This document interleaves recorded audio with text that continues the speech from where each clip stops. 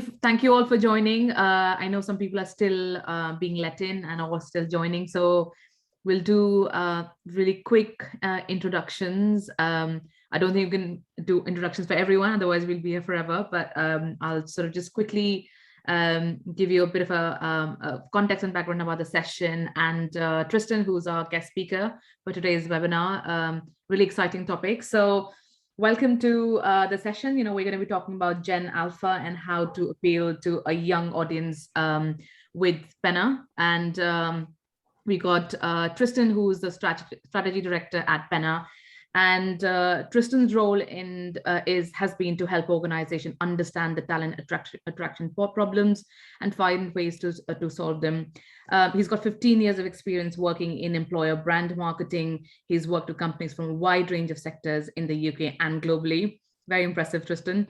And he actually started out as a developer and has an MSc in IT.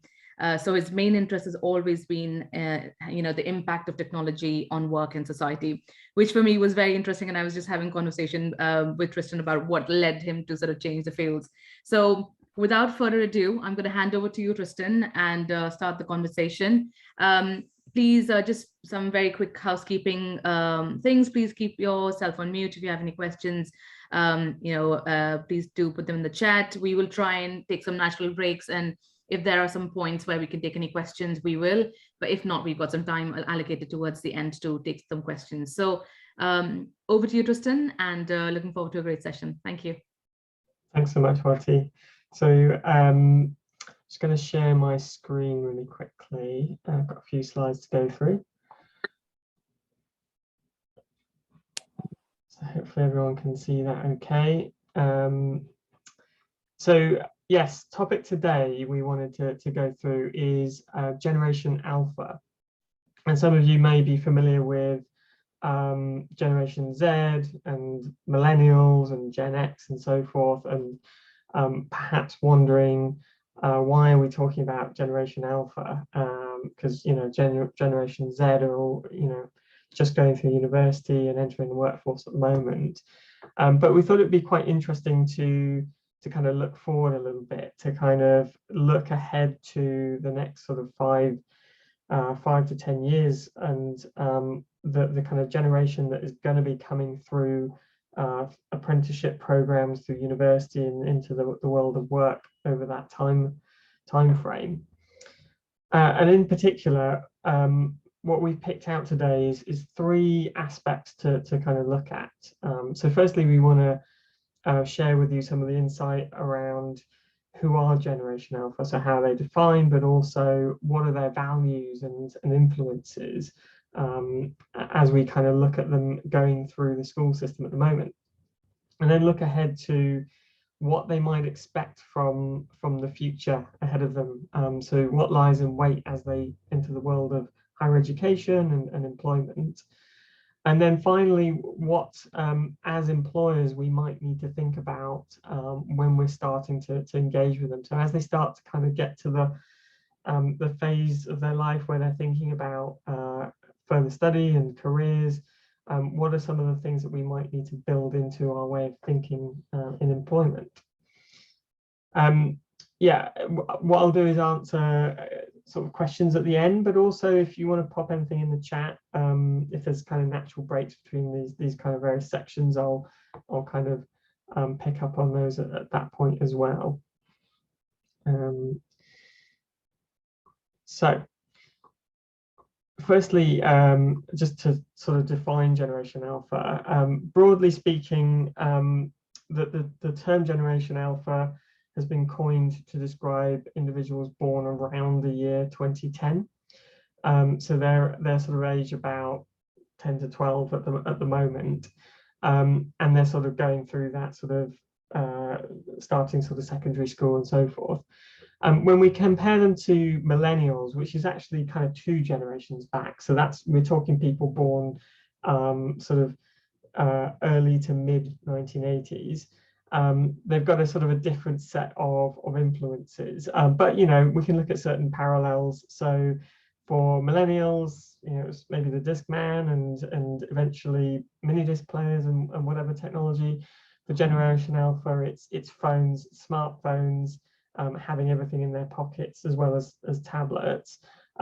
Gaming is something that has perhaps been a greater influence on this generation. So, the example there of Nintendo 64 or Fortnite.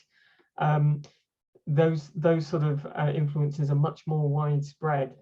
So gaming, while popular with the millennials, has probably been a bit more universal when we talk about the current emerging generation.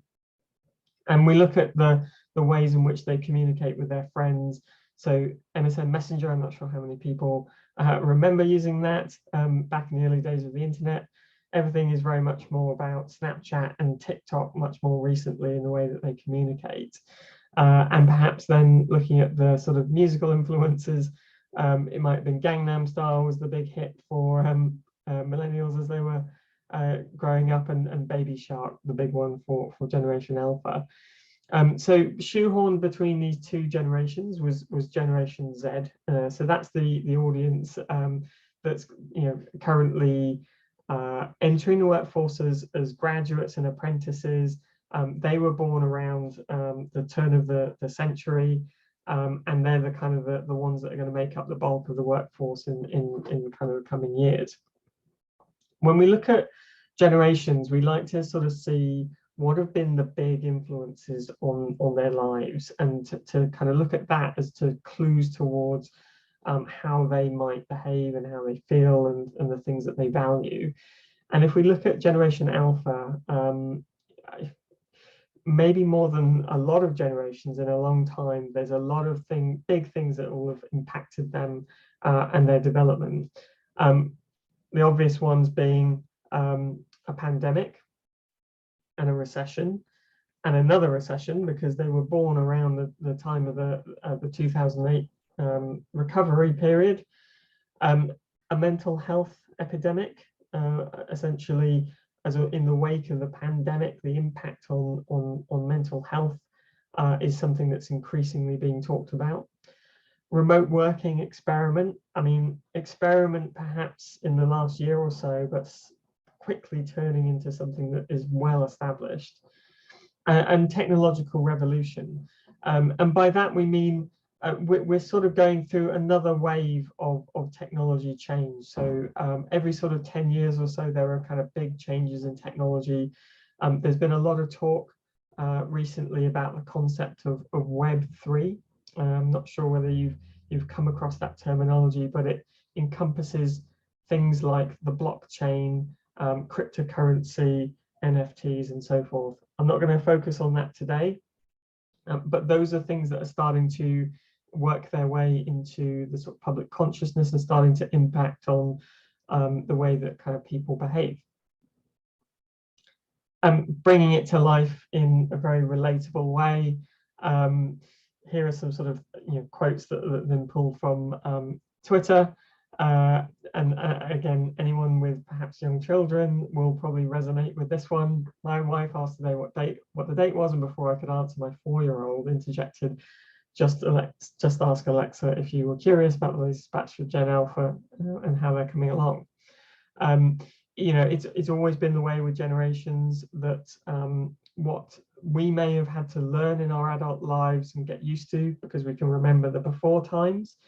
The children coming through today and the teenagers don't know any different. The learning that they're doing is in this world of new technology and change, and that is something that, as they grow up, is just something they expect. It's something they're used to, and their relationship with it will naturally be very different.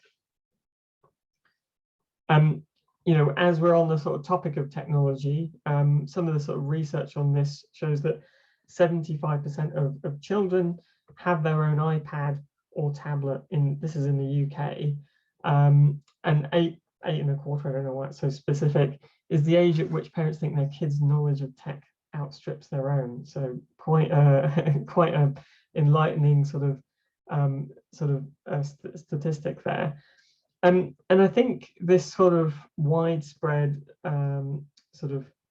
permeation of technology on this audience is sometimes viewed from the wrong standpoint. So when I look at this and see, 75% of children have their own iPad, you kind of start to think, oh, that's we can make some generalizations there. So we can assume that most children will have very good knowledge of technology and ability to use it. They'll also gain from all of the great developmental things that the iPad can allow them to do, creativity and technology and so forth.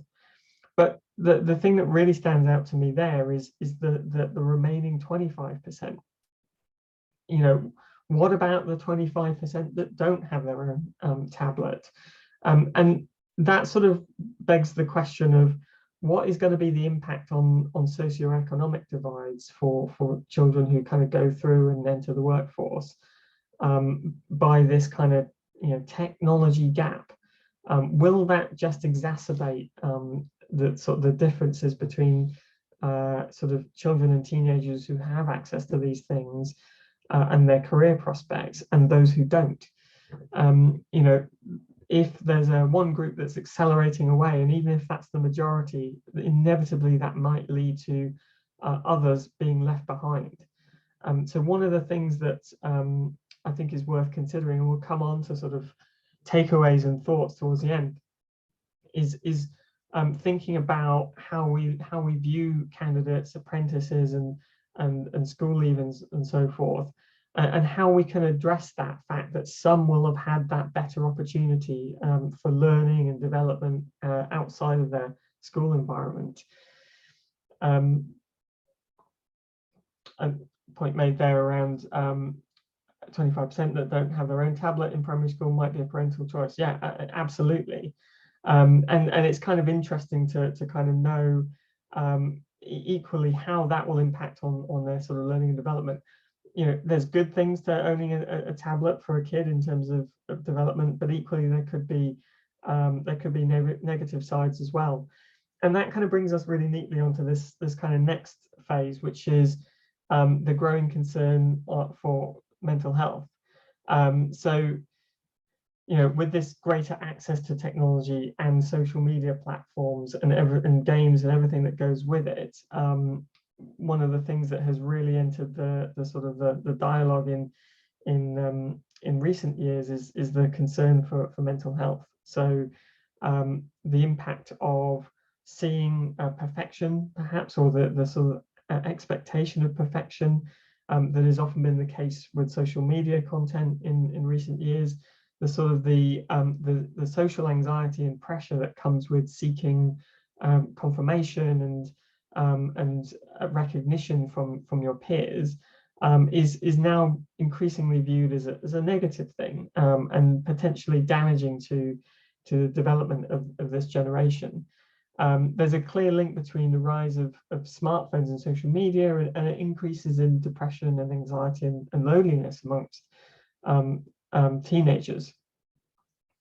This is sort of an example here of Snapchat trying to respond to this to an extent by providing resources to those children who may be sort of suffering essentially as part of this. So, they kind of put here content about being here for you and essentially trying to kind of counteract that. The question here is to whether or not that goes far enough, whether that is something that is too late in the process once individuals have got to that point. But in kind of response to this, what we're sort of seeing as well is almost like a voluntary switching off amongst some in this generation. So while there's a lot of sort of fear and concern for children being impacted by technology and social media, there's also kind of an increased consciousness amongst some around the amount of time that they're spending with technology. And according to some surveys, 96% have responded saying that they love spending time away from technology, and 25% responded that switching off social media made them feel better. So there may be a sort of a backlash coming with this generation where they're sort of accepting themselves that they need to find time away from their technology, alongside pressure coming from government and other sources on the tech companies to do more themselves to kind of police the platforms. And one of the other aspects that we're observing with Generation Alpha and to a certain extent with Generation Z is a greater mentality towards DIY and entrepreneurial sort of aspects. When I say DIY, I don't mean DIY around the house, construction and so forth, more sort of doing things yourself in terms of developing your own sort of side hustle. So the term side hustle is something that has kind of, again, entered the lexicon in recent years.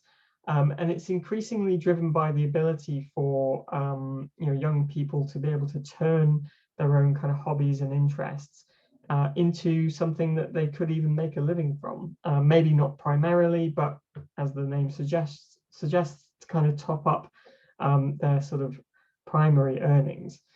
So a few sort of statistics that we kind of pulled out from our research here is that 50% believe that they can make a career from their own hobbies. 70% of young Brits admit to having a second job, with up to 34% spending 20 hours a week extra on their side hustle.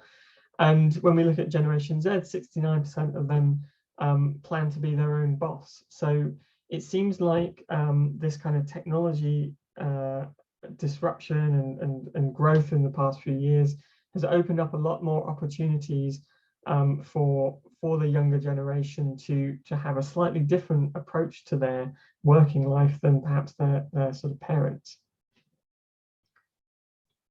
And just to kind of bring on to kind of one example to kind of bring that to life a little bit, influencers has been one of the kind of breakout career aspirations, I suppose, of the past few years.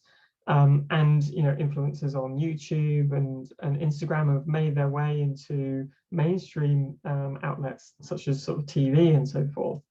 And they're starting even younger. So here we have the example of the McClure twins, who are influencers in their own right.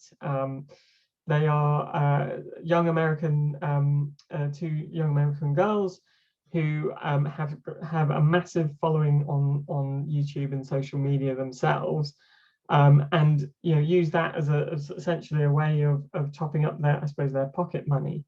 And this kind of this kind of movement towards influencers starting at such a young age is perhaps something we've never really seen before.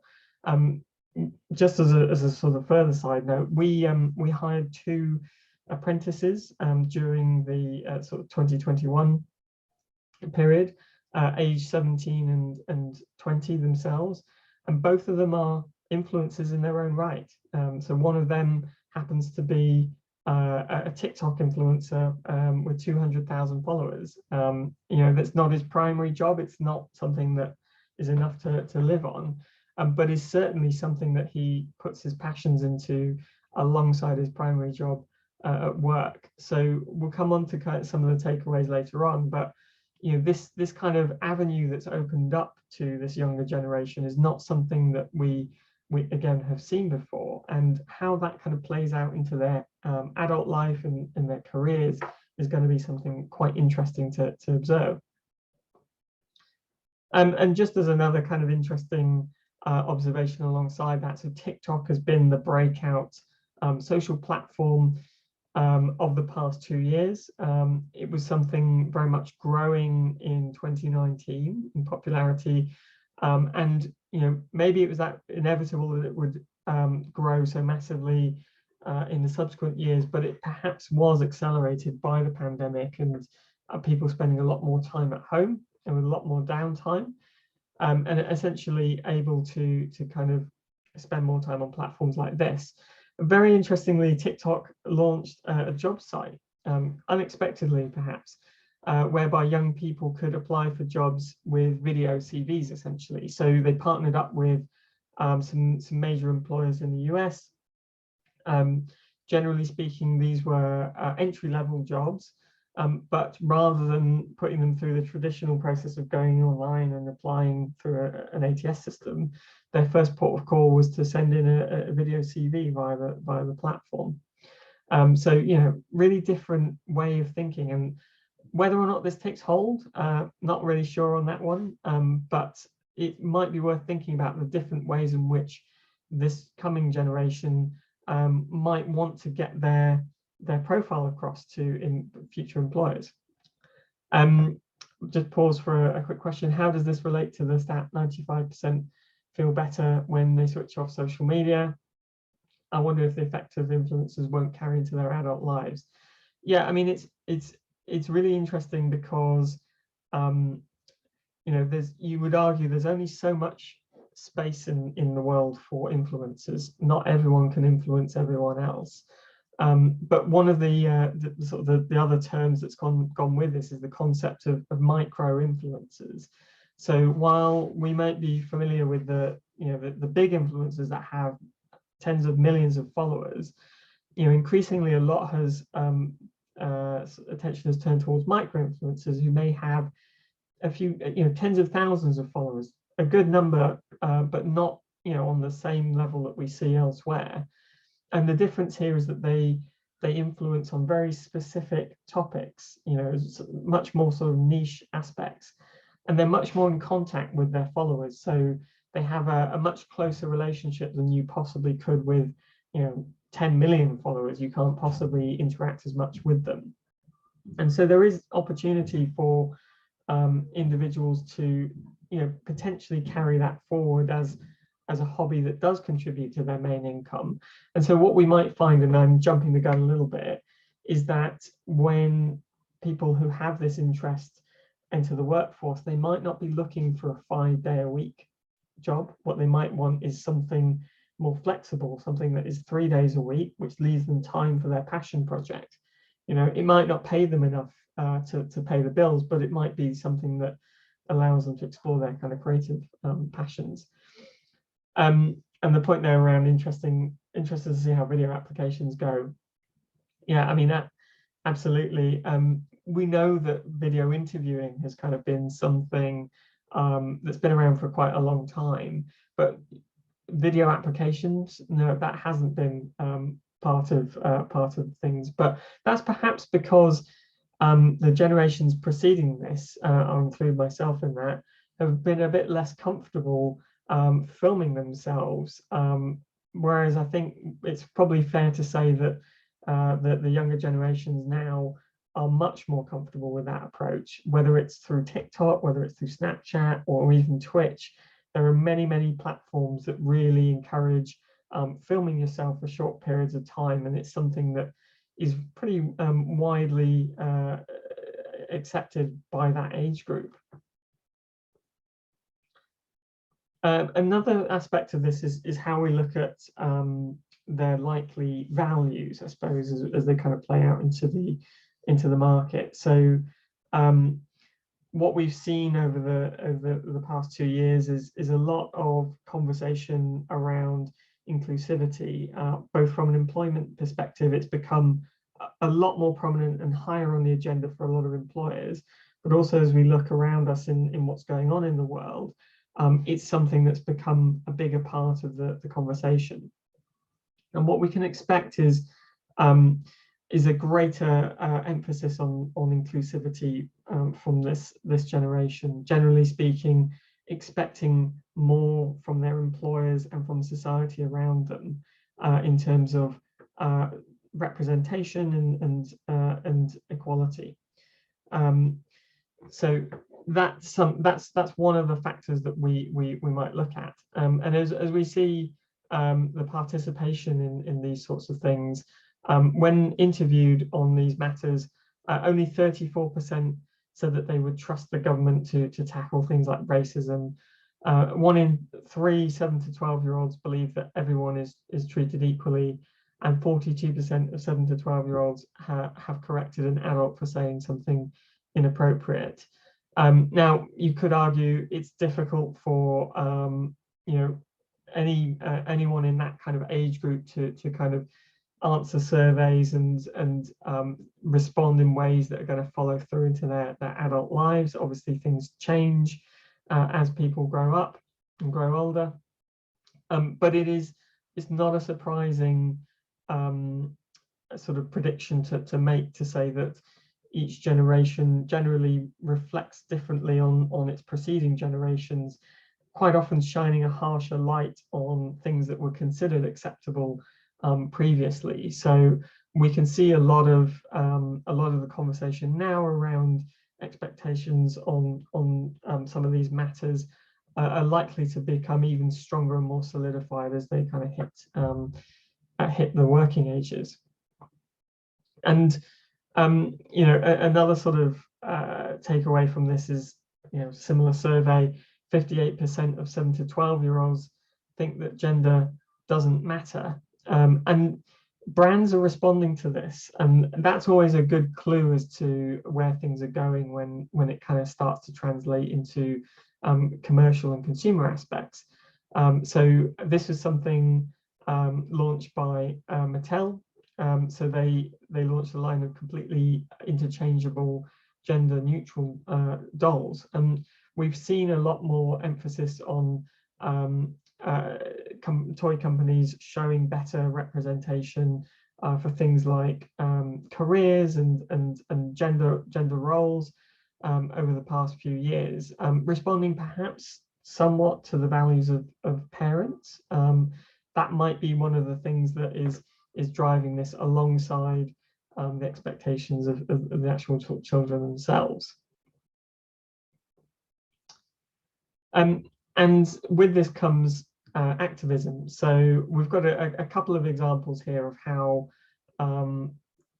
children in this generation are seemingly more prepared to take action themselves and to speak out. So 3 out of 4 7 to 12-year-olds believe it's important to speak out against the cause they believe in.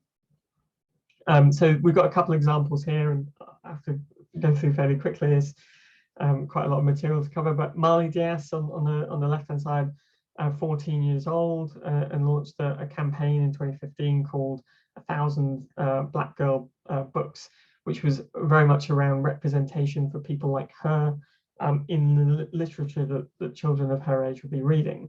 And Genesis Butler, the child on the right-hand side, became an ethical vegan at the age of 6. And we all know about, obviously, Greta Thunberg, herself a teenager who has driven an immense amount of change on the subject of climate. In the UK, we've had a 10-year-old in Wales, initiating a campaign, probably with some support from parents, to stop the giving away of disposable toys as part of magazines. So this concern for climate, for society, for equality and so forth, seeming to be much higher on the agenda. Not every one in Generation Alpha is going to take action to the extent of these examples, but again, these are things that we perhaps didn't see in equivalent generations that preceded them. So just looking quickly at the impact on education. So as we've been going through this kind of past 2 years of great disruption, one of the things that has been kind of covered quite a bit on the news is the effect of COVID on young people's education and the disruption of that. And one of the statistics that interested me particularly on this is the access to technology, which I touched on earlier. So if you look at households in the UK, only half of households in the lowest earning bracket had home internet access, compared with 99% of households with an income of more than 40,000. This kind of digital divide is something that is potentially really concerning in a number of ways, and really brought home by the situation that a lot of families would have been placed in when suddenly everything had to switch to online learning. So if we look at the impact that that's likely to have, so year 1 students experience the biggest drop, and academics have estimated that £350 billion in lost earnings across working life of today's pupils is something that we'll observe. It's widely seen that generations that are at their start of their career, particularly when a recession hits, carry the scars of that recession through the rest of their career in terms of foregone earnings. So the impact on learning, and I suppose the government's reluctance to close the schools is very understandable. You know, obviously you can cover a lot of lesson material you know, through a Zoom call. You know, you can kind of put a lot of sort of theory out there, but what it doesn't prepare students for is some of the other skills about how they do learn and collaborate and work with other students, which is something that cannot be so easily pushed into the virtual world. But nevertheless, what we might expect from this generation is opening up new ways of learning, new technologies and so forth. So while we don't necessarily want to see this generation having to learn from from over the Zoom calls at home, they will perhaps have opportunities to learn from other sorts of technology when they're in the school environment. So whether it's virtual or augmented reality, which is potentially going to make its way in, having had a few false dawns over the past few years, there's a lot of potential for them in the years ahead. And ultimately, you know, what we might ask ourselves is what does this mean for kind of higher education? So as we've seen with schools, it's difficult to kind of learn. But what about universities? A lot of them will have had to switch courses to remote learning. But there has been talk for some time about opening up greater access to university study by accessing courses remotely. It may present more opportunities for students to maintain a job, start their careers, but also put themselves through further study in many more different ways. So there actually are some things that might be different for them as they kind of start to hit that phase of life. So I want to touch on a few points as to how this might affect their careers of Generation Alpha once they start kind of hitting that point. And firstly, one of the things we sort of touched on is seeing representation around them becoming more normal. So whether that is on gender, on ethnicity, or on sexual orientation, what they're likely to see is a lot more representation around them than perhaps their parents experienced and their parents before them. So that's a potential positive. There's a lot more opportunity for individuals from underrepresented groups to see role models in the world around them and to aspire to different careers. Another attribute that we might expect, and this very much links to the point I made earlier around side hustles, is the idea of portfolio careers. So rather than entering the workforce and looking for a profession and saying, you know, that's going to be the thing I do, we might find a greater expectation for those entering the workforce to want a couple of different careers in not only in their working life, but simultaneously in some situations. It might be a bit less focused on that's the one thing I'm going to do and I'm going to do that alone. The technological change as well is widely seen as being an accelerating trend. So while it used to sort of take decades for some, you know, big breakthroughs to kind of come into the world of work and industry, things are happening a lot faster now. A lot of these new technologies that are emerging are landing a lot more quickly, and new things are emerging off the back of them. So one of the things that's expected is that those entering the workforce now will need to have multiple careers because what they learn might become obsolete. So while they go into one field and become expert in that, that might have to change to something else and then something else again. So the job for life concept is particularly likely to be eroded And what will really mark out talent will be the ability to learn and acquire new skills. So the ability to learn is something that increasingly employers are looking for, more so than necessarily what you can do now. And then the other thing that we might expect is non-existent jobs, as it's termed. So, as you know, maybe maintaining the robots that are going to look after us in the future.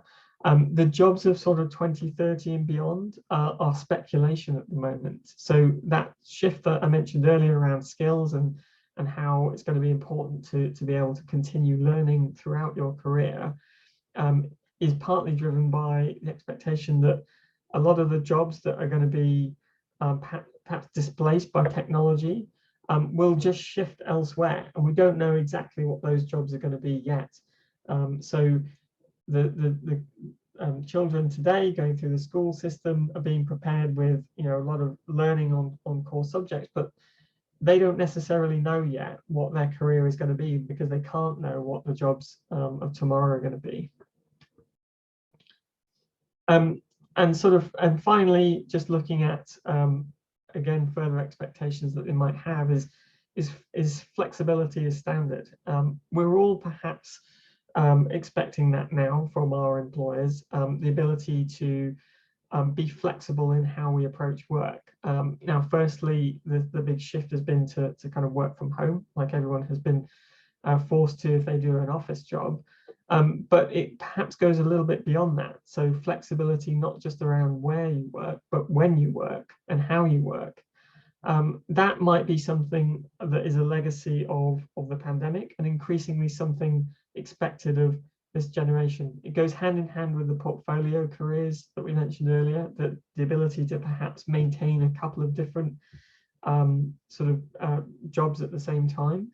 But also having seen their parents go through this experience, their expectations for what work looks like will be very different to what we think. You know, we know what work was like before we had the pandemic and had to work from home, but for this generation, this is going to be all they know. They'll have just grown up with this, and that will mean its own differences between their expectation as they enter the workforce.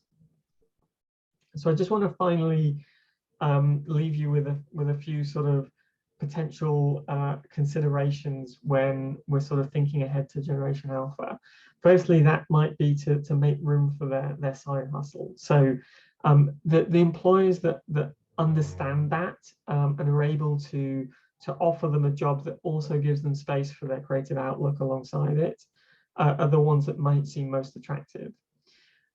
Development and learning may be a higher priority, and we're already seeing clues to that in terms of the current younger workforce around what are they looking for in their next employer, and knowing that the job you do today might not exist in a few years' time or might be very different. The ability of that employer to give you the development and learning alongside that is going to be another sort of key aspect of what they might look for. An expectation for sophistication and technology. We know this about Generation Z. If you go to an employer and the technology feels backward, it's going to be frustrating for them from a work perspective. They've grown up with this. They know their way around it more so than their predecessors. And so that's going to be a key factor that they'll look for. And how do you assess the skills of the future? So this is a big question that a lot of employers are asking. With the talent shortages that are out there, how do we shift more towards looking for potential over skills and assessing in talent's individual ability to learn new skills rather than the technical capability that they have right now? And expect to be even more scrutinized about over D&I and the policies towards that. So one of the things that's marking out companies at the moment is their ability to take action rather than posture or just words when it comes to diversity commitments. So can companies demonstrate that they practice what they preach and they go further than just a statement to say that they are inclusive? So thanks for your time. Apologies that that's quite a lot of ground to cover. So there's probably a lot of depth within each of those areas that would be interesting to explore. But hopefully that was useful. And yes, any questions? I know I answered a couple as we went through. Thank you, Tristan. That was really, really good. I think I was taking notes while you were presenting, because I think some of these things we sometimes wonder as employers, and we don't quite know what people want. And so I think it's been really informative for me personally as well. And probably I can see the comments that all of our participants have found it helpful too. Are there any questions for Tristan at this point? I think there were some that you took during the session, but is there anything? I mean, please feel free to raise your hand or put them in the chat now, and we can ask Tristan those questions. Seems your presentation is very clear, Tristan. There don't seem to be any questions.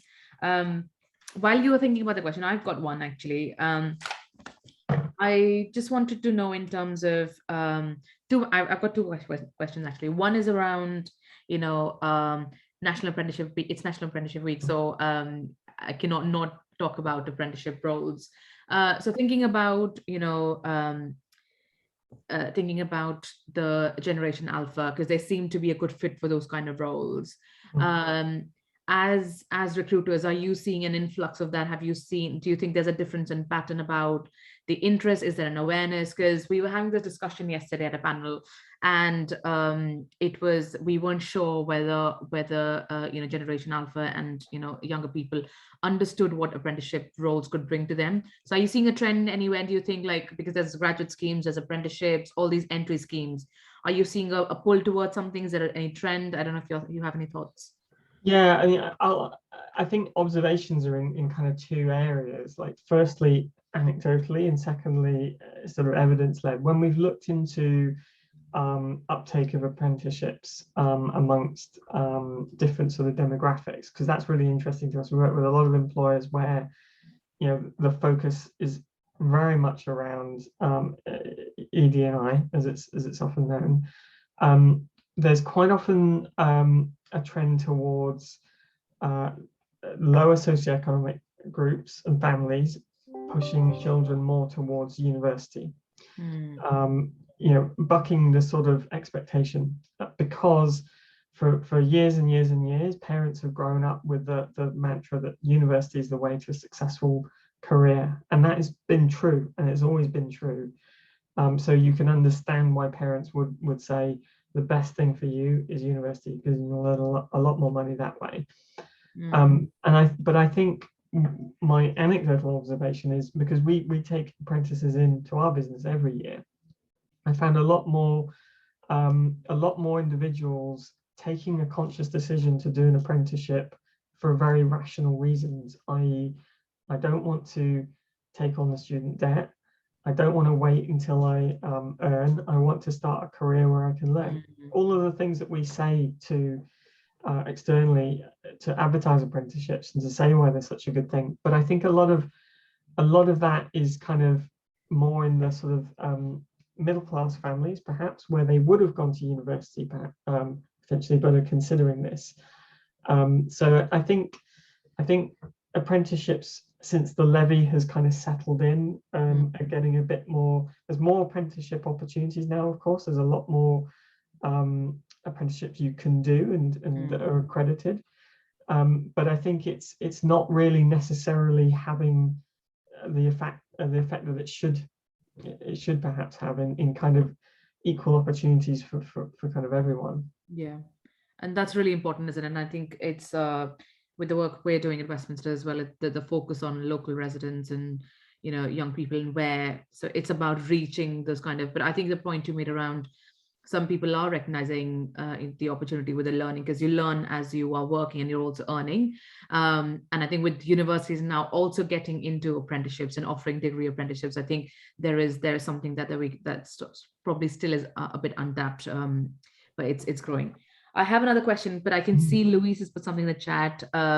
She says the issue around socioeconomic differences is so important. My impression is that some of these priorities, tech, inclusion, learning, side hustle, feel like relatively privileged concepts, or am I wrong? Yeah, I think if in terms of if we're looking at what's a priority for people in this audience, I think you're right. I think what's not been studied quite as much, because a lot of this is about generalizing. There will be differences, and I think it is probably a fair question to ask, and something that needs investigation. I don't think when these surveys are undertaken towards Generation Alpha, they're necessarily reflecting on the feedback in that way.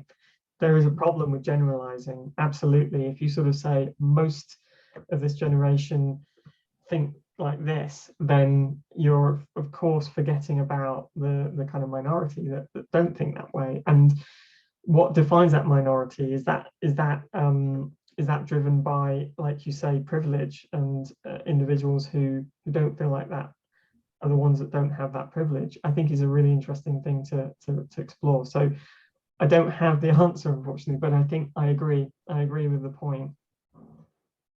Yeah, definitely. And I think even something as simple as, remote working, when we sort of started the pandemic, most apprentices work in the office. But there was, because they're young people and a lot of young people prefer that agile kind of working, we thought actually they would prefer it. But we were quite surprised that some people actually didn't prefer because of their situations at home.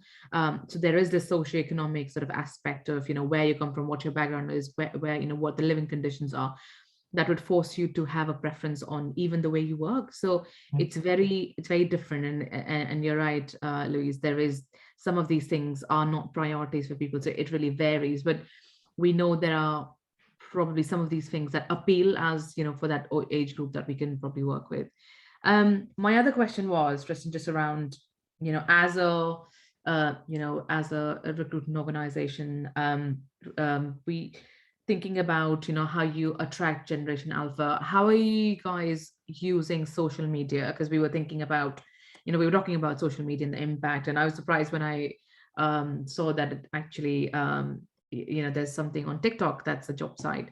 So how are you utilizing social media to reach that population? It's almost putting sort of things in front of people's eyes, isn't it? So how are you reaching that, and what have you found the most useful in terms of those conversions? Yeah, absolutely. I mean, it's exactly what you said. It's making use of the right sorts of channels. I think it's not kind of confusing the idea that the only way to speak to people of this in this age group is through social media, and that they won't visit a website. Yeah. That's not what we're sort of talking about, and that's not what they would expect either. But definitely making use of the opportunities that channels like that have to talk to them in a different way. So if, for example, we want to kind of bring to life the employer brand of an organization, the social media channels make a really good opportunity to do that, is to create authentic content and to put it out there on social media, and to direct individuals to go there to learn about it, because it's a technique that's familiar to them. Equally, if we want to promote things and advertise opportunities, then yeah, absolutely, that makes sense to do that as well. With the advent of TikTok, which is massive, the thing to kind of that we would emphasize is making sure that what you put out there doesn't feel too much like an ad, and doesn't look out of place on the platform.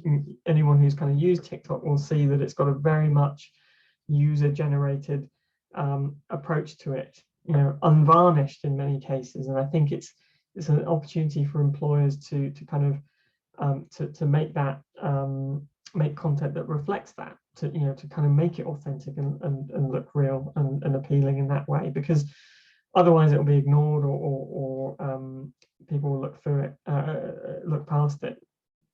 I've noticed a couple more questions on the Yes, chat as well.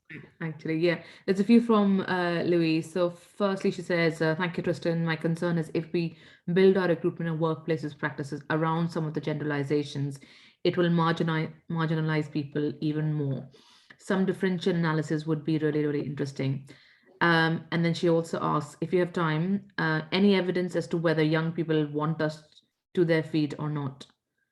Yeah, I'll try and quickly sort of give my thoughts on both. I mean, I really agree. I mean, I think we can't ignore the, let's say, generalizations. I don't think we can ignore, because even if some don't share all of the values, they may yet feel influenced by, you know, what they see of their cohort and peers around them. They may still have some spillover effect, but I definitely think on some of the things like access to technology, there is a danger that assuming too much may leave people behind. And the point made earlier around remote working is really brought into stark contrast. Like, the home environments that people have are different.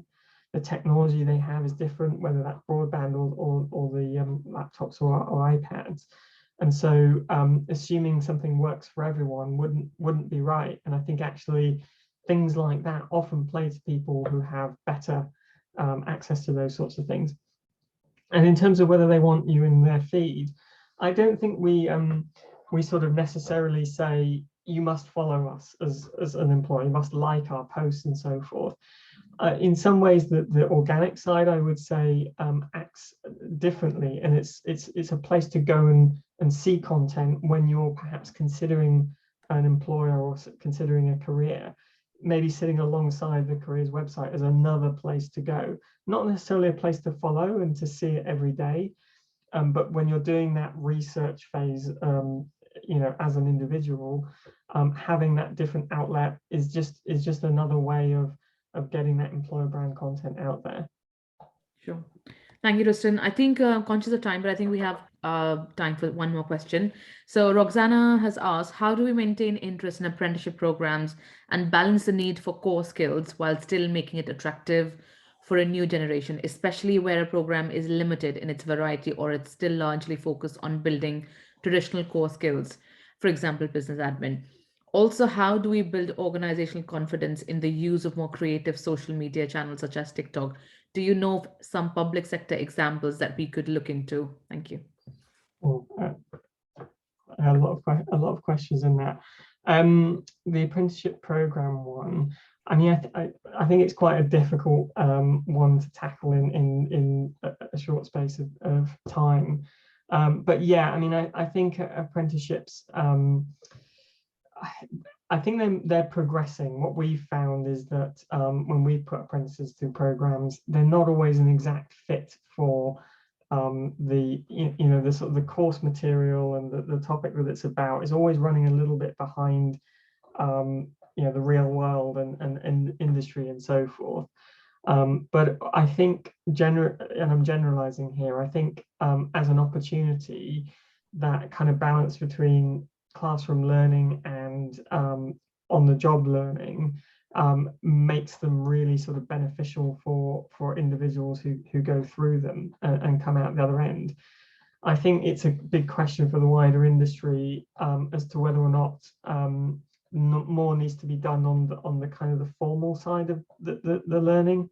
I think sometimes apprentices find they get more out of the job in a learning sense, and sometimes don't see the point in doing the classroom learning side of things. So I'm afraid that's not an answer to the question. I think it's such a complex topic, but nevertheless really interesting. I can probably add to this one when you finish, but do you want to take the other question, which is around how do we build organizational confidence in the use of more creative social media channels such as TikTok? Yeah, I mean, certainly looking in the sort of local authority space, for example, I'm aware of Richmond and Wandsworth, who we worked with in the past, have done a lot of good work getting content out there onto social channels from a purely careers perspective. If you want to see what organizations are doing, if you take Instagram as an example, if you put in life at and then virtually any sort of company name, you'll quite often see how organizations use that platform as an outlet for employer brand content. So yeah, I mean, there's a lot of good examples and best practices. Generally speaking, the best thing you can do is have things that are reflecting the people of the organization and having a mechanism for getting that out there. And then the next level up is probably having a strategy for engaging with people as well. So inviting questions and so forth. It might be something that we can cover as a breakout topic in a future session. Perfect. Thank you. I think we're almost at time. I just want to add, Roxana, to your question around apprenticeships, because we work with apprentices as well. What we found personally is, you're right, there's not much you can do in the formal program perspective, but where those placements are, it makes a difference. So if you place them in areas which will be attractive to the people applying, that really helps. So for example, if it's, you know, fast moving areas, technology, or depending on where the interest is, if you give them that kind of exposure, even if it's business admin, it will help them. And obviously there's stuff you can do over and above than the actual module, and the work exposure helps. I think the other side of this is the training provider, and some of the training providers we use have been really helpful in creating that kind of community for them. So they are just not, you know, they're an apprentice in an organization. They are part of a wider community. The kind of learnings they get, the networks they create, and that experience of, you know, that buzz they've created around an apprenticeship field has been really helpful for us. So if you need any information, feel free to sort of reach out to me, and I can share some details on that. So we'll brilliant. I can see some comments. Would love the topic around use of social media in future. That is big for us at the moment. I think that's a good one, Tristan, maybe something we can do. So how can we use social media in the public sector context to attract the right kind of candidates, you know, thinking about all the things, especially, you know, focusing on their communities and residents and the young people in those communities as well. So probably one for later, but thank you so much. I think it's been really, really helpful. Thank you all for being here. And hopefully you found this helpful. We will be sending you slides after this, and our next session, the BPMA webinar, is going to be on the 25th of Feb with Calvin Niles, and the topic he's covering is going to be 4 keys to mindful communication, which sounds exciting as well. But thank you for being here today. Thank you again, Tristan, and we're looking forward to another session with you. I know I'm going to do a virtual clap. I know there's other people probably will be joining me as well. So thank you so much, and have a lovely weekend, all of you. Thanks, everyone.